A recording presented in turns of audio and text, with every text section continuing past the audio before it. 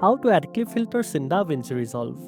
First of all, open your project and head over to the Edit tab where you have your timeline ready.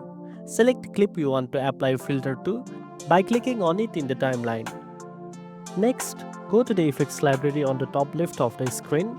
Inside the Effect library, expand the OpenFX section under the Effects category. This is where all the visual filters and effects are located. Now, browse through the available filters. You will find options like Gaussian blur, sharpen, glow, vignette, and many more.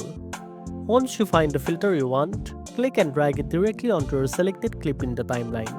After applying the filter, go to the inspector panel on the top right.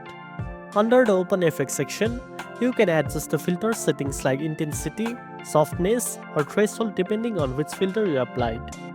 These controls help you fine-tune the look of your effect. If you want to apply the same filter to multiple clips, you can copy the clip with the effect using Ctrl+C. Then select the other clips and use Alt+P to paste only the applied attributes like effects, colors, or transform setting. And that's it. Now you know how to add clip filters in DaVinci Resolve. If you found this video helpful, don't forget to like, share, and subscribe for more tech tips.